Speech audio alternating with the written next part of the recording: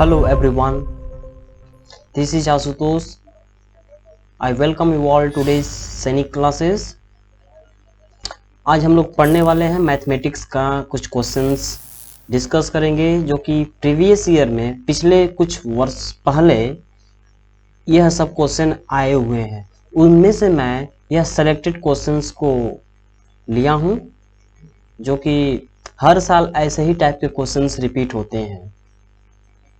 तो आज का लेक्चर बहुत ही इम्पोर्टेंट होने वाली है जो कि सैनिक स्कूल के एंट्रेंस एग्जाम में क्वेश्चंस का फॉर्मेट इसी प्रकार का रहेगा। क्वेश्चंस ऐसे ही पूछे जाते हैं, कोई ज़्यादा हैवी नहीं पूछा जाता, कोई ज़्यादा डिफ़िकल्ट नहीं पूछा जाता। जो भी पूछा जाएगा वो क्लास 6 के स्टैंडर्ड का ही पूछा जाएगा। ओके, तो जैसा कि आप लोग स्क्रीन पे क्वेश्चंस को देख रहे हैं, देखिए क्वेश्चंस क्या है। Question first, estimate the difference of 879 and 338 to the nearest 100। यह जो लेक्चर होगा यह हिंदी मीडियम के बच्चों के लिए और साथ साथ इंग्लिश मीडियम के लिए, दोनों के लिए बेनिफिशियल है। ये लेक्चर मैं जितना भी टर्म रहेगा सब का सब हिंदी और इंग्लिश दोनों में बताऊंगा आपको, घबराने की कोई बात नहीं है, ठीक है। तो हम क्वेश्चंस में क्या बोला है, 879 और 338 के अंतर को निकटतम 100 तक अनुमानित करें। देखिए क्वेश्चंस में दिया है, सबसे पहले तो इनका अंतर निकालना है। 879 और 338 को सब्ट्रैक्ट करिए, ठीक है। तो हमने यहाँ पर क्या किया, सब्ट्रैक्ट किया, तो हमारा कितना आंसर आया, 541, ठीक है। अब उसके बाद क्या बोल रहा है, नियरेस्ट 100 मतलब 100 के आसपास का ये होना चाहिए, निकटतम 100 तक का अनुमानित निकालना है, ठीक है। निकटतम 100 तक का अनुमानित, तो हमारा 100 तक का अनुमानित क्या होगा, 541 है, तो 500 कब होगा, तो यही हमारा। देखिए जब 100 तक का अनुमानित पूछता है तो 200 कब होने, 100 में कितने जीरो होते हैं, 2 जीरो होते हैं। 100 में कितने जीरोज होते हैं, 2 जीरोज होते हैं, ठीक है। तो उसी प्रकार 41 को क्या करिए, 41 को क्या करिए, 00 बना लीजिए, तो ये हमारा 500 हो जाएगा, ठीक है। जैसे मान लीजिए 400 क्वेश्चंस में आ जाएगा, 431 है, ठीक है। एक मिनट, इसको फिर से लिखते हैं, 431। इसका पूछ दे निकटतम 100 तक का अनुमानित मान क्या होगा, निकटतम कितना आंसर आएगा इसका, 400 होगा, ठीक है। 31 को हम लोग 0 कंसीडर कर लें, वही बोल देता 1000 तक का निकालना होगा, 1000 तक का निकटतम निकालना होगा। तो जैसे मान लीजिए हमारा आंसर आ रहा है कुछ 4111 आ रहा है, इसका 1000 तक का निकालना होगा, तो 1000 में कितने जीरो होते हैं, 3 जीरो होते हैं, ठीक है।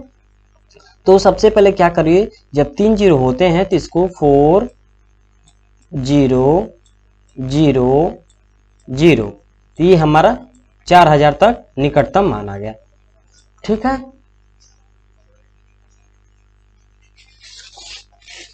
बात समझ में आया। चलिए अब नेक्स्ट क्वेश्चंस की तरफ चलते हैं। सॉरी, क्वेश्चन 2 क्या है हमारा, बहुत ही आसानी से हम लोग समझेंगे, घबराने की कोई बात नहीं है। जिसको नहीं आएगा वो धीरज रखें, बस वो मेहनत करते रहें, उनको पक्का समझ में आएगा। यदि नहीं आता है तो एक बार फिर से इस वीडियो को देखें, रिवाइव करें, उसको देखने का प्रयास करें। और जिसको आता है वो तो बहुत ही अच्छा है, जिसको नहीं आता है उसे सीखने का मौका मिला है अब, तो इस मौका को गंवाए ना, साथ साथ हमारे साथ साथ इसको प्रैक्टिस करते रहें आप। सबसे पहले क्या करिए, जब क्वेश्चंस जैसे ही आपको दिखता है तो वीडियो को पॉज करें। पॉज करने के बाद पहले अपने आप से पूछिए, हमको ये क्वेश्चन आ रहा है तो लगाने का प्रयास करिए। यदि लग जाता है तो बहुत ही अच्छा है, यदि नहीं लगता है तो मैं खुद ही हूँ, मैं आपको बताऊंगा। तो चलिए क्वेश्चन 2 की तरफ चलते हैं। Write 15 metre as a percentage of 1000 kilometre. यहाँ पर हमारा यम क्या डिनोट करता है, मीटर को, ठीक है, शॉर्ट फॉर्म में लिखते हैं। उसी तरह केएम जो है इसको किलोमीटर लिखते हैं, ठीक है। अच्छा, हिंदी में क्या है, 15 मीटर को 1000 किलोमीटर के प्रतिशत के रूप में लिखें। तो देखिए 15 मीटर है, 15 मीटर को हम लोग को 1000 किलोमीटर के रूप में, के प्रतिशत के रूप में लिखना है, यानी कि परसेंटेज में वैल्यू लिखना है। तो हमारा क्वेश्चन को कैसे सॉल्व करेंगे, तो 15 मीटर लिख लिया। 15 हमारा अभी देखिए मीटर में है, इकाई यूनिट किसमें हमारा मीटर में है, ठीक है, ये हमारा यूनिट है। और ये भी हमारा यूनिट है, ये किलोमीटर में है, ये मीटर में है। तो first of all you will do in metre, you will change in both of the terms will be change in metre. हम दोनों टर्म को मीटर में चेंज करेंगे। तो किलोमीटर को हम लोग क्या करते हैं, मीटर में चेंज करते हैं। जैसा कि हम लोग जानते हैं 1 किलोमीटर में कितना मीटर होता है, 1 किलोमीटर में कितना मीटर होगा, 1000 मीटर, ठीक है, 1000 मीटर होता है। जैसा कि आप लोग जानते हैं, पहले ही से कक्षा 2 से ही आप लोग पढ़ते हुए ये सब टर्म आ रहे होंगे। 1 किलोमीटर में 1000 मीटर होता है, ठीक है। तो हम लोग क्या करेंगे, सबसे पहले 1000 किलोमीटर को हमने मीटर में बदल दिया। तो 1000 किलोमीटर गुणते 1000, तो ये हमारा टर्म मीटर में बदल गया, ठीक है। तो हमसे क्वेश्चन में यह बोला था write 15 metre as a percentage of 1000 kilometre. 15 metre को 1000 किमी के प्रतिशत के रूप में लिखें। तो यदि किसी संख्या को प्रतिशत में लिखना होगा तो आप क्या करेंगे, 100 से भाग दीजिए, ठीक है। किसी संख्या को प्रतिशत में लिखना होगा तो आप क्या करेंगे, 100 से भाग देंगे। यह दिमाग में बैठा लीजिए, यदि किसी संख्या को प्रतिशत में लिखना होगा तो क्या करेंगे, 100 से भाग देंगे। बात समझ में आई? तो देखते हैं। तो हमने क्या संख्या को मान लिया है, माना कि संख्या बराबर यक्स मान लिया था पहले से, ठीक है। तो यक्स बटा 100। अब उसके बाद 1000 गुणते 1000 करेंगे तो कितना जीरो हो जाएगा, 1 2 3 4 5 6 जीरो हो जाएगा। 6 जीरो इंटू यक्स बाई 100, इसमें से 2 जीरो कैंसिल हो जाएगा। तो हमारे पास कितना जीरो बचेगा, 4 जीरो बचेगा, ठीक है।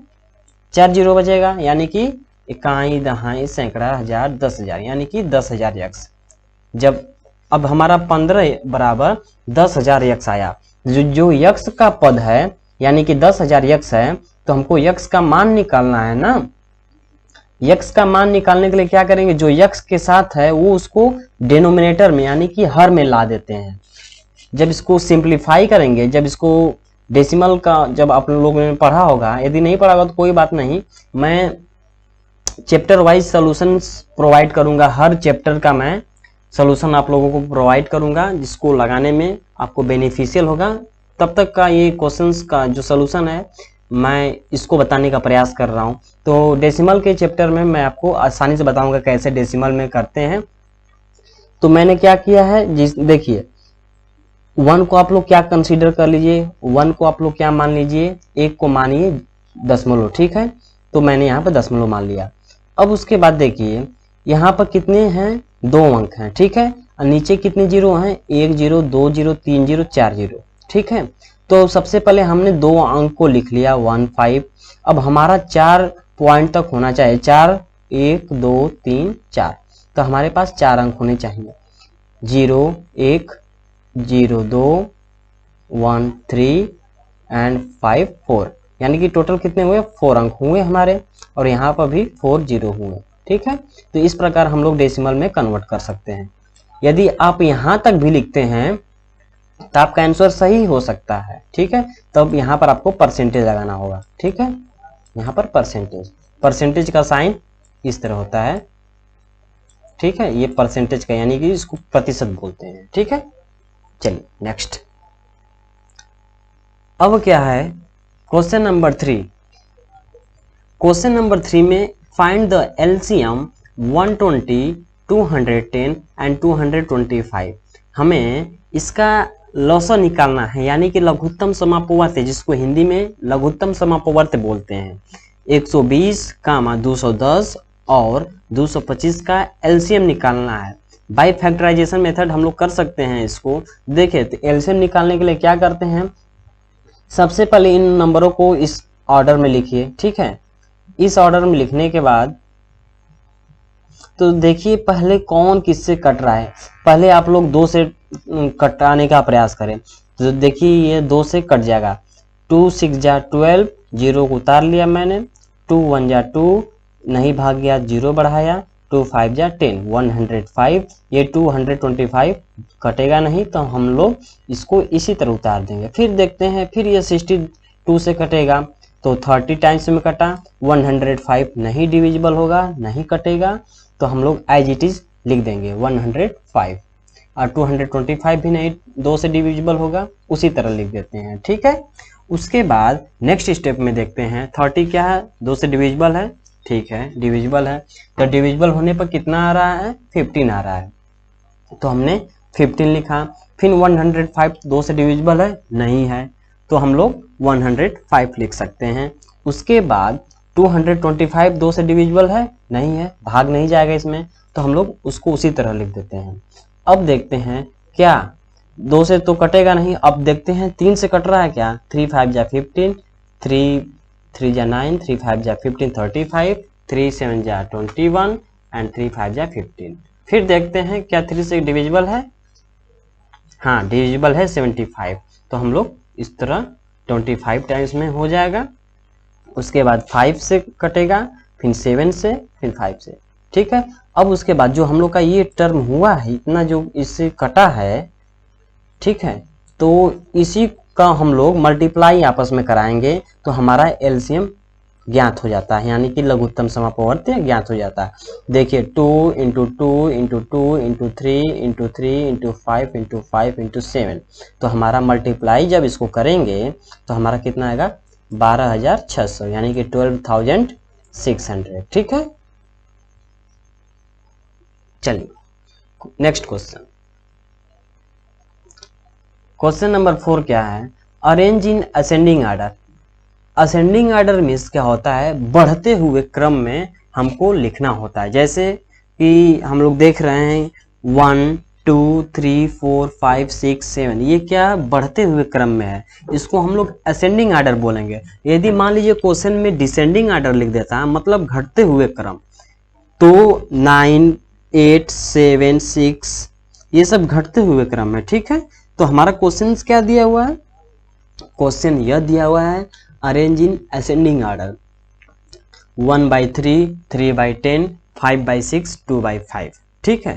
इस क्वेश्चन को हम लोग को आरोही क्रम में लिखना है, यानी कि बढ़ते हुए क्रम में। तो इसको हम लोग कैसे लिखेंगे देखते हैं। तो सबसे पहले आप लोग क्वेश्चंस को लिख लीजिए 1/3 3/10 5/6 2/5। लिखने के बाद क्या करिए, आप सभी का हर वालों का 3 10 6 5 का आप एलसीएम निकाल लीजिए। 3 10 6 5 का एलसीएम निकालेंगे, यानी कि लसा निकालिए। जब लसा निकालेंगे तो इसका एलसीएम कितना आएगा, 30 आएगा, ठीक है।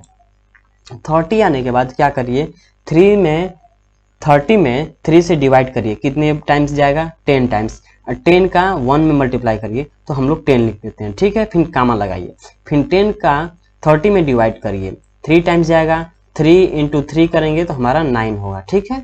उसी प्रकार 6 में 30 का भाग देंगे तो 5 बार जाएगा, 5 में 5 का गुणा करेंगे कितना आएगा, 25 आएगा। उसी प्रकार 5 में 30 का मल्टीप्लाई करेंगे, डिवाइड करेंगे तो कितना आएगा, 5 6 जा 30, यानी कि 6 × 2 करेंगे तो हमारा 12 आएगा, ठीक है।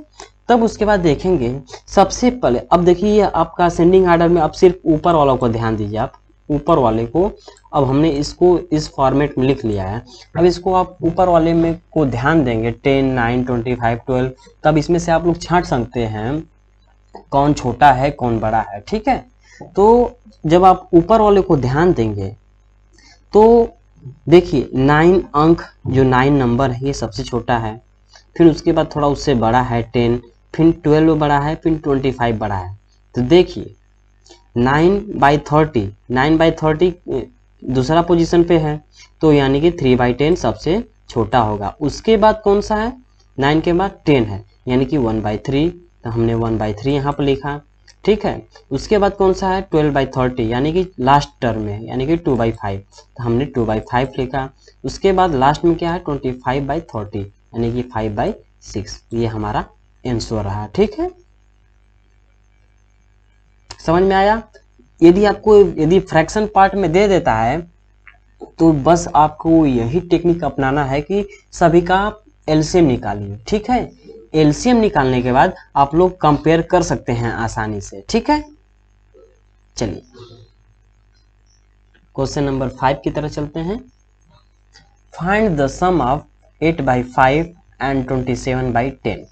हमें इसका योग ज्ञात करना है यानी कि जोड़ना है, यानी कि 8/5 और 27/10 का योग ज्ञात कीजिए।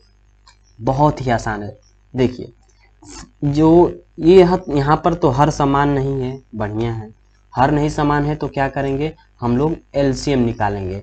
5 और 10 का एलसीएम निकालेंगे तो कितना आएगा 10 आएगा। ठीक है, बता देता हूँ कैसे निकालते हैं। 5 लिख लिया मैंने, कामा 10। ठीक है, इस तरह ये पाई खींचिए। ठीक, देखिए 2 से कट रहा है क्या 10, तो हमने 2 लिखा। 2 5 से कटेगा नहीं तो इसको इस तरह लिख लेते हैं। ठीक है, उसके बाद 2 5 जा 10,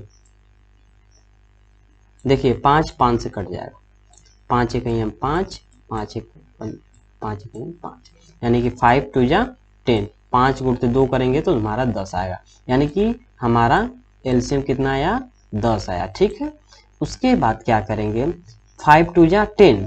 अब 10 में क्या करिए 5 का भाग देंगे तो 2 बार जाएगा, 2 टाइम्स जाएगा। जो 2 आपका आ रहा है 2 गुणते 8 करिए। ठीक है, 2 गुणते 8 करेंगे तो कितना आएगा आपका आंसर 16 लिखा मैंने। उसके बाद क्या करिए 10 में 10 का भाग देंगे तो 1 बार जाएगा।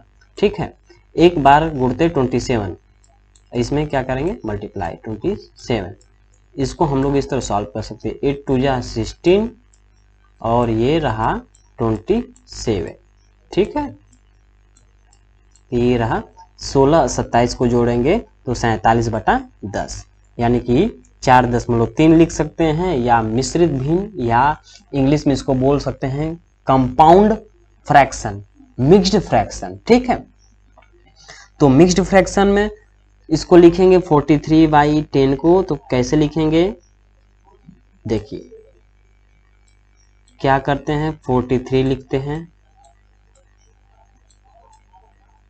ठीक है, और यहाँ पर हमने 10 लिखा, इसमें डिवाइड करिए 43 में, 10 4 जा 40 लिख लेते हैं।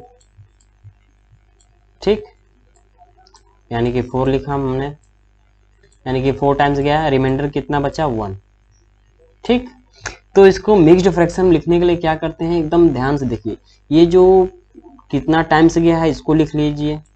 ठीक, और रिमाइंडर में कितना बचा है, रिमाइंडर 3 आया है तो आप रिमाइंडर में 3 लिख लीजिए। ठीक, उसके बाद डिनोमिनेटर में 10 यानी कि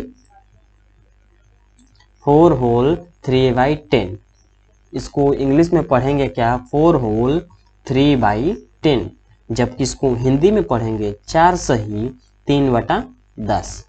ठीक है, ये हमारा मिक्स्ड फ्रैक्शन में कन्वर्ट हो गया। ठीक है, आया समझ में, बढ़िया। क्वेश्चन नंबर 6 की तरफ चलते हैं। क्वेश्चन नंबर 6 क्या है, N aeroplane covers 120 kilometres in an hour, यानी कि एक हवाई जहाज है जो कि 1 घंटा में 1020 किलोमीटर दूरी तय करती है। ठीक है, how much distance will it cover in 4 whole 1/6 hour, यानी कि 4 सही 1/6 घंटे में कितनी दूरी तय करेगी। बहुत ही आसान है, जैसे कि आप लोग खुद ही मानिए, जैसे कि मान लीजिए आप 1 घंटा में 10 किलोमीटर पैदल चलते हैं। ठीक है, 1 घंटा में आप 10 किलोमीटर पैदल चलते हैं, उसी प्रकार आपसे पूछ दिया जाए 2 घंटे में आप कितने किलोमीटर चलेंगे, तो आपका जवाब रहेगा 20 किलोमीटर। आपने क्या किया 10 इंटू 2 किया यानी कि 20 किलोमीटर। ठीक है, उसी प्रकार का क्वेश्चन यहाँ पर भी पूछा गया है सेम। देखिए दिमाग लगाइए, घबराने की कोई बात नहीं है, यह कंपटीशन बहुत ही आसान है, बस थोड़ा सा इस पे फोकस कर देंगे ना तो आप लोग टॉप कर जाएंगे, आपका एडमिशन पक्का है उसमें। बस लगे रहिए, प्रैक्टिस करते रहिए, क्वेश्चंस जितना कर सकते हैं करिए, हमारे साथ बने रहिए, मैं खुद ही आपको प्रैक्टिस करवा दूंगा इतना कि आप जम जाएंगे। चलिए एक बार फिर से इसको देख लेते हैं। An aeroplane covers 1020 kilometres an hour, how much distance will it cover in 4 whole 1/6 our.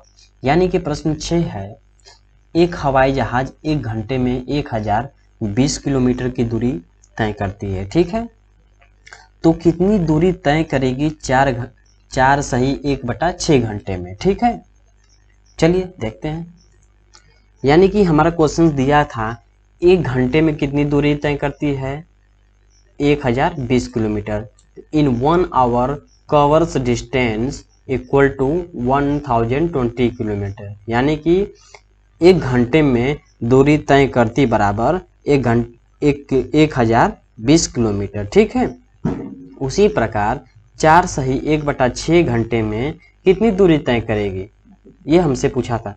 तो ज़्यादा दूरी तय करेगी, ज़्यादा दूरी तय करने के लिए क्या करते हैं, मल्टीप्लाई करते हैं। ठीक है, तो 4 होल 1/6 को हम लोग एक प्रॉपर फ्रैक्शन में बदल लेते हैं, एक सिंपल फ्रैक्शन में।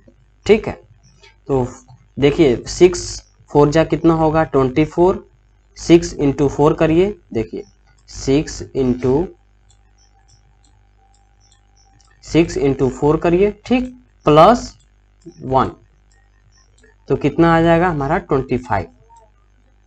ठीक है, तो ये हमारा रहा 25, यानी कि 25/6 हम लोग इसके फॉर्मेट में यानी कि फ्रैक्शन के फॉर्मेट में, सिंपल फ्रैक्शन के फॉर्मेट में लिख सकते हैं। यानी कि 25/6 घंटे में कितनी दूरी तय करेगी, ज़्यादा दूरी तय करेगी। ज़्यादा दूरी तय करने के लिए क्या करते हैं, मल्टीप्लाई करते हैं, मैंने ऑलरेडी बताया। तो 1020 किलोमीटर गुणते 25/6, जब इसको हम लोग कटाएंगे तो हमारा कितना आंसर आएगा 4250 किलोमीटर, यानी कि 4250 किलोमीटर। ठीक है, चलिए क्वेश्चन नंबर 7 की तरफ चलते हैं। अब क्वेश्चन नंबर 7 क्या है, 101 convert 130 degree Fahrenheit into Celsius scale. यानी कि प्रश्न 7 जो दिया हुआ है 131 डिग्री फ़ारेनहाइट को हमको किस में बदलना है, सेल्सियस में बदलना है। बहुत ही आसान है, कन्वर्जन से तो क्वेश्चन हर साल फिक्स्ड है। ये बोल सकता है सेल्सियस को फ़ारेनहाइट में बदलिए, या फ़ारेनहाइट को सेल्सियस में बदलिए, या सेल्सियस को केल्विन में बदलिए, ऐसा क्वेश्चन आता रहता है। तो मैं अभी तो सेल्सियस से फ़ारेनहाइट बता रहा हूँ और फ़ारेनहाइट से सेल्सियस बता रहा हूँ। ठीक है, तो देखिए यह बेसिक फार्मूला है, इसको आप लोग क्या करिए कॉपी पे लिख लीजिए। ठीक है, इतना ये बेसिक है, c/5 इक्वल टू f-32/9, यानी कि c/5 बराबर f-32/9। जहाँ पर आपका c है, c यहाँ पर है सेल्सियस। ठीक है, सेल्सियस, और f है यहाँ पर आपका फ़ारेनहाइट।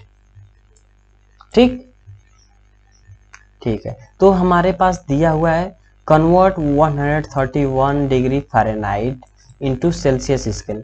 तो हमको हमारे पास क्या दिया है, फ़ारेनहाइट का वैल्यू दिया हुआ है और सेल्सियस में निकालना है। बहुत ही आसान है, क्या करेंगे देखिए, जो वैल्यू आपको दिया है बस उसी को रखना है। c/5 बराबर 131 माइनस 32/9 बराबर 99/9, जब कटाएंगे तो 11 डिग्री आ गया, 11 डिग्री सेंटीग्रेड, यानी कि c/5 बराबर 11 डिग्री सेंटीग्रेड, तो c बराबर 55 डिग्री। ठीक है, यहाँ पर तिर्यक गुणा हो गया, 5 गुणा हो गया। ठीक है, इसमें 11 में गुणा किए हमने, जब इधर जाएगा तो गुणा हो जाएगा, तो 11 गुणते 5 करेंगे तो 55 डिग्री सेंटीग्रेड आएगा। ठीक है, चलिए क्वेश्चन नंबर 8 की तरफ चलते हैं। क्वेश्चन नंबर 8 क्या है, convert 2222 hours into days and hour. ठीक है, हमारे पास दिया हुआ है घंटा, इसको दिन में बदलना है और घंटों में भी बदलना है। ठीक है, तो बहुत ही आसान है। देखिए, एक दिन में, जैसा कि आप लोग जानते हैं, एक दिन में कितने घंटे होते हैं? 24 घंटे होते हैं, आप सभी लोग जानते होंगे। ठीक है, लिख देता हूँ, एक 1 डेज में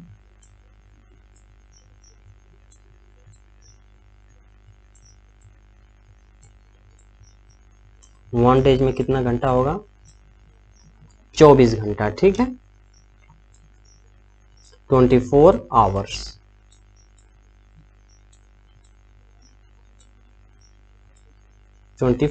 ठीक है, तो जब 24 आवर्स है, हमको एक दिन का बदलना है, तो क्या करें? 24 का 2222 में डिवाइड करिए, यानी कि भाग दीजिए। जब भाग देंगे तो आपका इतना आएगा, 90 होल 14/24। 90 तो पूरा कट जाएगा, 90 तो आएगा, और 14 घंटा ये आएगा। ठीक है, अभी 14 दिन है, ये 14/24 क्या है? ये दिन के टाइप में आ रहा है। ठीक है, तो 14 गुणते 24/24 करेंगे तो 92 घंटा, 92 दिन 14 घंटा आंसर होगा। ठीक, समझ आए? चलिए, क्वेश्चन नंबर 9। क्वेश्चन नंबर 9 में क्या दिया है? One of the two equal angles of an isosceles triangle measure 55 degree, find the measure of all the angles of triangle. यानी कि प्रश्न जो संख्या दिया हुआ है 9, प्रश्न 9वीं में, एक समबाहु त्रिभुज के दो बराबर कोणों में से एक का माप 55 डिग्री दिया है। त्रिभुज के सभी कोणों की माप ज्ञात कीजिए। सबसे पहले मैं आपको समबाहु यानी कि आइसोसेलेस ट्रायंगल, आइसोसेलेस ट्रायंगल में क्या होता है? देखिए, ये हमारे पास एक मैंने ट्रायंगल बना लिया। आइसोसेलेस ट्रायंगल में यह होता है कि दो साइड इक्वल होती हैं, यानी कि समान होती हैं आइसोसेलेस में। ठीक है, जब दो साइड्स इक्वल होंगी यानी कि दो एंगल इक्वल होंगे, यानी कि दो कोण बराबर होंगे, जिसमें से दोनों कोणों का मान दे दिया है, यानी कि दोनों बराबर कोणों का मान दिया हुआ, यानी कि 55 डिग्री। दोनों कोणों का मान कितना दिया है? 55 अंश दिया हुआ, यानी कि 55 डिग्री दे दिया है। तो मान लीजिए जब ये 55 डिग्री है, ये 55 डिग्री है, तो ये भी तो 55 डिग्री होगा, यानी कि ये 55, ये भी 55। तो ये हमको बताना है, ये वाला हमको बताना है। तो जैसा कि हम लोग जानते हैं, एक ट्रायंगल में total interior sum of total interior angle is कितना? 180 डिग्री, यानी कि त्रिभुज के अंतः कोणों का योग कितना होता है? त्रिभुज के अंतः कोणों का योग कितना होता है? 180 अंश होता है, यानी कि 180 डिग्री, यानी कि sum of interior angle of triangle is 180 degree, as we all know that. जैसा कि हम लोग जानते हैं, त्रिभुज के अंतः कोणों का योग, यानी अंतः मीन्स अंदर के कोणों का योग कितना होता है? 300, यानी 180 डिग्री होता है, 360 नहीं, 180 डिग्री। जब चतुर्भुज का बात करेंगे तब उसके अंतः कोणों का योग 360 होता है। ठीक है, तो हमारे पास ऑलरेडी दो एंगल दिया हुआ है, यह एंगल ए दिया है और एंगल बी दिया है, यानी कि दोनों समबाहु हैं, यानी कि ये भी 55 है और ये भी 55 है। तो हमको ये वाला एंगल फाइंड करना है। ठीक है, तो जैसा कि हम लोग जान रहे हैं, एंगल ए 55 दिया, एंगल बी भी तब 55 हो गया, यानी कि दोनों समबाहु हैं, यानी कि समबाहु में हमारी दो भुजाएं बराबर होती हैं। आइसोसेलेस में दो साइड्स इक्वल होते हैं, जब दो साइड्स इक्वल होंगे तो दो एंगल भी इक्वल होंगे। ठीक है, तो सी फाइंड कर सकते हैं। 55 डिग्री 55 डिग्री को जोड़ेंगे कितना होगा? 110 होगा। ठीक है, 110 होगा। अब 110 में से क्या करिए, 180 में से आप 110 घटाएंगे तो कितना आएगा? 70 आएगा। 110 डिग्री को जब आप इधर लेकर जाएंगे, इधर लेकर आएंगे तो कितना होगा? 180 माइनस 110 करेंगे तो हमारा 70 डिग्री आएगा, यही हमारा एंगल सी होगा। ठीक है, बस आप लोग इतना दिमाग में रखिए कि सम ऑफ इंटीरियर एंगल यानी कि त्रिभुज के अंतः कोणों का योग, मतलब अंदर के कोणों का योग 180 डिग्री होता है। और चतुर्भुज का जब बात किया जाए यानी कि क्वाड्रिलेटरल की बात किया जाए जिसकी 4 साइड्स होती हैं, उसका सम ऑफ इंटीरियर एंगल 360 डिग्री होता है। ठीक है, चलिए क्वेश्चन नंबर 10। क्वेश्चन नंबर 10 में क्या दिया हुआ है, find the radius of a circle whose circumference is 79.2 centimetre given that pi, इसको हम लोग क्या बोलेंगे, पाई बोलते हैं। ठीक है, पाई, इसको मैं हिंदी में लिख देता हूँ, पाई, इसको पाई बोलते हैं। ठीक है, जिसका मान होता है 22/7 यानी कि दशमलव के टर्म में लिखा जाए तो 3.14। इसका मान 22/7 यानी कि इसको दशमलव के फॉर्म में लिखा जाए, दशमलव के रूप में लिखा जाएगा तो कितना होगा, 3.14। ठीक है, यानी कि 3.14, यानी कि एक वृत्त की त्रिज्या ज्ञात करना है हमको, जिसकी परिधि यानी कि सरकमफ्रेंस 79.2 सेंटीमीटर है, जिसकी सरकमफ्रेंस कितना दिया हुआ है यानी कि परिधि कितना दिया हुआ है, 79.2 सेंटीमीटर। ठीक है, और पाई का मान भी दिया है कितना, 22/7।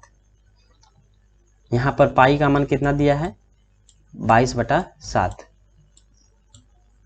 ठीक है, पाई का मान 22/7। जैसा कि हम लोग जानते हैं, यदि कोई जानता भी नहीं होगा परिधि का फार्मूला तो मैं बता देता हूँ। परिधि का फार्मूला होता है, देखिए परिधि क्या होता है, सबसे पहले मैं तो आपको ये बता देता हूँ। ये आपका सर्कल हुआ, ठीक, यह एक चक्कर ही आपका परिधि कहलाता है। जो ये पाथ जो दिख रहा है रेड कलर का, यही परिधि आपका कहलाएगा। ठीक है, और इसके अंदर का जितना पोर्शन बच रहा है इसको एरिया बोलते हैं। ठीक है, यानी कि इसको हम लोग क्षेत्रफल बोलेंगे अंदर वाले भाग को। और ये जब इसका एक चक्कर लगाएंगे, इसका एक राउंड मारेंगे, जैसे ये हम मेरा पॉइंट है, मान लीजिए यहाँ पे मैं खड़ा हूँ और यहाँ से लेकर एक राउंड यहाँ तक मार लेता हूँ, तो इसको चक्कर भी बोलेंगे या परिधि बोलेंगे, बात एक ही है। ठीक है, बात एक ही है, इससे घबराने की कोई जरूरत नहीं, क्वेश्चन पूछ सकता है। ठीक, तो जैसा कि परिधि बराबर क्या होता है, 2πr, 2πr होता है। ठीक, तो अब इसमें पाई क्या हो, पाई क्या कहाँ से आया, आर कहाँ से आया, मैं बता देता हूँ। देखिए सबसे पहले आपने एक सर्कल बनाया,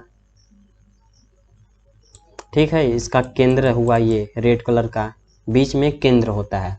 ठीक है, और ये इसको हम लोग आर मानते हैं, यानी कि इसको आर से डिनोट करते हैं, यानी कि इसको त्रिज्या बोलते हैं। ठीक है, इसको सी से डिनोट करते हैं, यानी कि परिधि।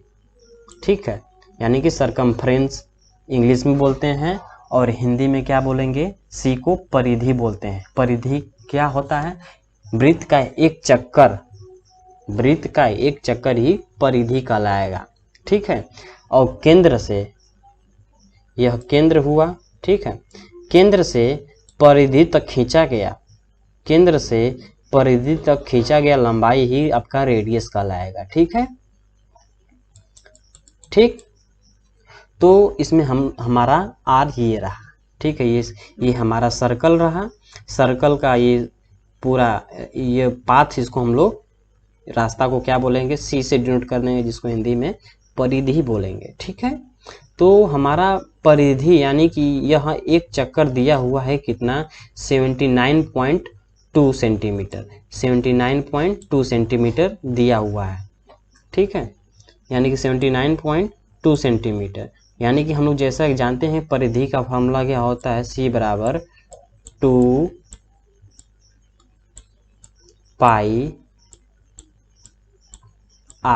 ठीक है, तो यहाँ पर रेडियस यानी कि त्रिज्या है, इसको हम लोग त्रिज्या बोलते हैं आर को। ठीक है, तो वही हमको आर निकालना है, यानी कि त्रिज्या। तो सी बराबर 2 पाई आर, यानी कि 79.2 बराबर 2 × 22/7 गुणते आर। यानी कि जब इसको सॉल्व करेंगे, इसको लगाएंगे तो 79.2 × 7 करिए, 79